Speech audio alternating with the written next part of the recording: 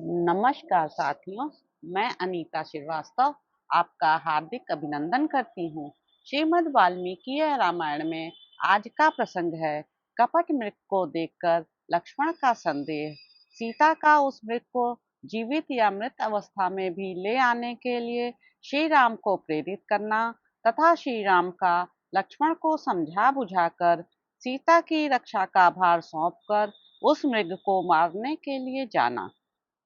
वह मृग सोने और चांदी के समान कांति वाले पार्श्व भागों से सुशोभित था।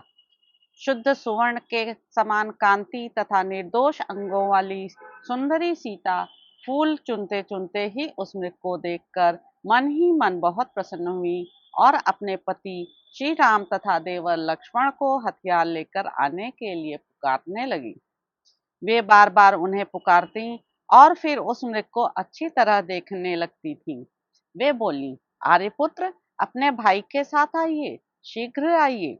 विदेह कुमारी सीता के द्वारा पुकारे जाने पर नरश्रेष्ठ श्री राम और लक्ष्मण वहां आए और उस स्थान पर सब ओर दृष्टि डालते हुए उन्होंने उस समय उस मृग को देखा।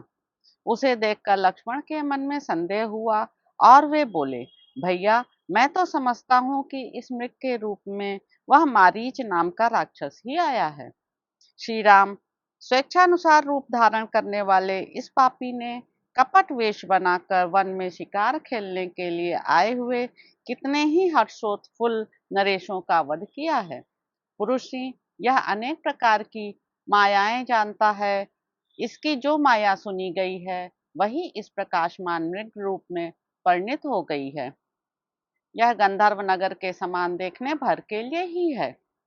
रघुनंदन पृथ्वीनाथ, इस भूतल पर कहीं भी ऐसा विचित्र रत्नमय मृग नहीं है, अतः निसंदेह यह माया ही है। मारीच के छल से जिनकी विचार शक्ति हर ली गई थी, उन पवित्र मुस्कान वाली सीता ने उपर्युक्त बात कहते हुए लक्ष्मण को रोककर स्वयं ही बड़े हर्ष के साथ कहा, आर्यपुत्र, यह मृग बड़ा ही सुंदर है। इसने मेरे मन को हर लिया है। महाबाहो, इसे ले आइए, यह हम लोगों के मन बहलाव के लिए रहेगा। राजन महाबाहो, यद्यपि हमारे इस आश्रम पे बहुत से पवित्र एवं दर्शनीय मृग एक साथ आकर चरते हैं तथा श्रीमर, चमर, रीछ, चितकबरे मृगों के झुंड, बानर तथा सुंदर रूप वाले महाबली किन्नर भी विचरण करते हैं, तथापि आज के पहले मैंने दूसरा कोई ऐसा तेजस्वी, सौम्य और दीप्तिमान मृग नहीं देखा है जैसा कि यह श्रेष्ठ मृग दिखाई दे रहा है। नाना प्रकार के रंगों से युक्त होने के कारण इसके अंग विचित्र जान पड़ते हैं। ऐसा प्रतीत होता है मानो यह अंगों का ही बना हुआ है। मेरे आगे निर्भय एवं शांत भाव से स्थित होकर इस वन को प्रकाशित करता हुआ यह चंद्रमा के समान शोभा पा रहा है। इसका रूप अद्भुत है, इसकी शोभा अवर्णनीय है, इसकी स्वर संपत्ति बड़ी सुंदर है। विचित्र अंगों से सुशोभित यह अद्भुत मृग मेरे मन को मोहे लेता है।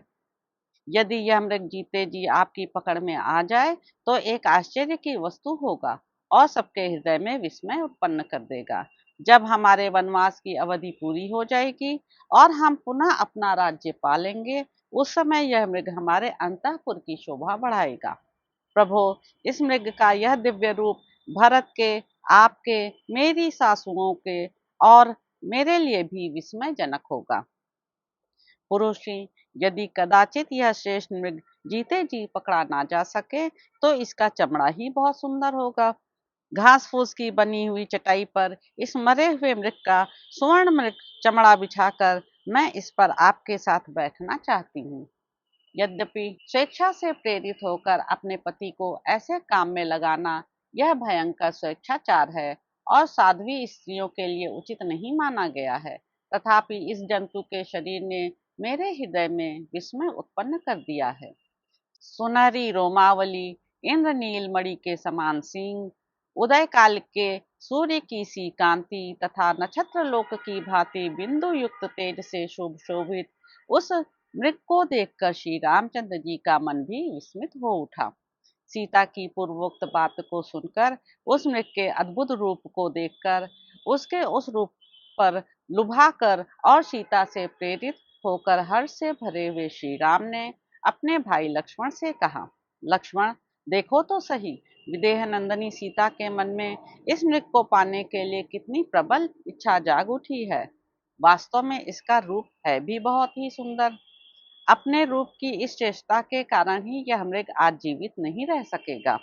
सुमित्रा नंदन, देवराज इंद्र के नंदन वन में और कुबेर के चैत्ररथ वन में भी कोई ऐसा मृग नहीं होगा जो इसकी समानता कर सके। फिर पृथ्वी पर तो हो ही कहां से सकता है। टेढ़ी और सीधी रुचिर रोमावलियां इस मृग के शरीर का आश्रय ले सुनहरे बिंदुओं से चित्रित हो बड़ी शोभा पा रही हैं। देखो ना, जब यह जम्भाई लेता है तब इसके मुख से प्रज्वलित अग्निशिखा के समान दमकती हुई जिह्वा बाहर निकल आती है और मेघ से प्रकट हुई बिजली के समान चमकने लगती है।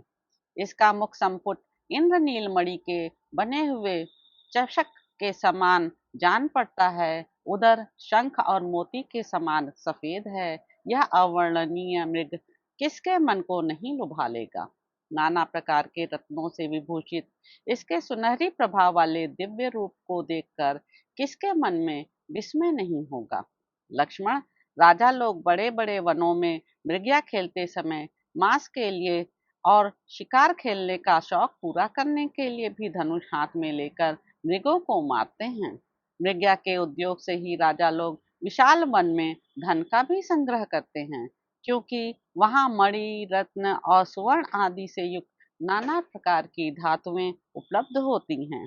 लक्ष्मण, कोष की वृद्धि करने वाला वह वन्य धन मनुष्यों के लिए अत्यंत उत्कृष्ट होता है।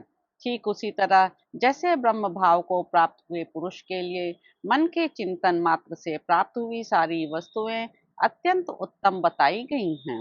लक्ष्मण, अर्थी मनुष्य जिस अर्थ का संपादन करने के लिए उसके प्रति आकृष्ट हो बिना विचारे ही चल देता है, उस अत्यंत आवश्यक प्रयोजन को ही अर्थ साधन में चतुर और अर्थशास्त्र के ज्ञाता विद्वान अर्थ कहते हैं।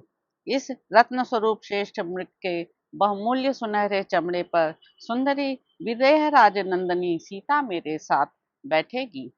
कदली, प्रियक, प्रवीण और अवि की त्वचा भी स्पर्श करने में इस कांचन मृग के छाले के समान कोमल एवं सुखद नहीं हो सकती, ऐसा मेरा विश्वास है। यह सुंदर मृग और वह जो दिव्य आकाशचारी मृग है, ये दोनों ही दिव्य मृग हैं। इनमें से एक तारा मृग और दूसरा मही मृग है। लक्ष्मण, तुम मुझसे जैसा कह रहे हो, यदि वैसा ही यह मृग हो, यदि यह राक्षस की माया ही हो, तो भी मुझे उसका वध करना ही चाहिए, क्योंकि अपवित्र चित्त वाले इस क्रूर कर्मा मारीच ने वन में विचरते समय पहले अनेकानेक श्रेष्ठ मुनियों की हत्या की है।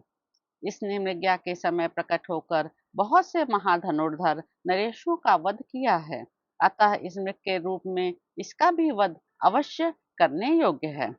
इसी वन में पहले वातापी नामक राक्षस रहता था, जो तपस्वी महात्माओं का तिरस्कार करके कपटपूर्ण उपाय से उनके पेट में पहुंच जाता और जैसे खच्चरी को अपने ही गर्भ का बच्चा नष्ट कर देता है, उसी प्रकार उन ब्रह्मर्षियों को नष्ट कर देता था। वह वातापी एक दिन दीर्घ काल के पश्चात लोभवत तेजस्वी महामुनि अगस्त्य की जी के पास जा पहुंचा और उनका आहार बन गया, उनके पेट में पहुंच गया। श्राद्ध के अंत में जब वह अपना राक्षस रूप प्रकट करने की इच्छा प्रकट करने लगा, उनका पेट फाड़कर निकल आने को उद्यत हुआ, तब उस वातापी को लक्ष्य करके भगवान अगस्त्य मुस्कुराए और उससे इस प्रकार बोले, वातापे, तुमने बिना सोचे विचारे इस जीव जगत में बहुत से श्रेष्ठ ब्राह्मणों को अपने तेज से तिरस्कृत किया है, उसी पाप से अब तुम बच गए। लक्ष्मण, जो सदा धर्म में तत्पर रहने वाले मुझ जैसे जितेंद्रिय पुरुष का भी अतिक्रमण करे, उस मारीच नामक राक्षस को भी वातापी के समान ही नष्ट हो जाना चाहिए। जैसे वातापी अगस्त्य के द्वारा नष्ट हुआ, उसी प्रकार यह मारीच अब मेरे सामने आकर अवश्य ही मारा जाएगा। तुम अस्त्र और कवच आदि से सुसज्जित हो जाओ और यहाँ सावधानी के साथ मिथिलेश कुमारी की रक्षा करो। रघुनंदन, हम लोगों का जो आवश्यक कर्तव्य है वह सीता की रक्षा के ही अधीन है। मैं इस मृग को मार डालूंगा अथवा इसे जीता ही पकड़ लाऊंगा। सुमित्रा कुमार, देखो, इस मृग का चर्म हस्तगत करने के लिए विदेह नंदिनी को कितनी उत्कंठा हो रही है, इसलिए इस मृग को ले आने के लिए मैं तुरंत ही जा रहा हूँ।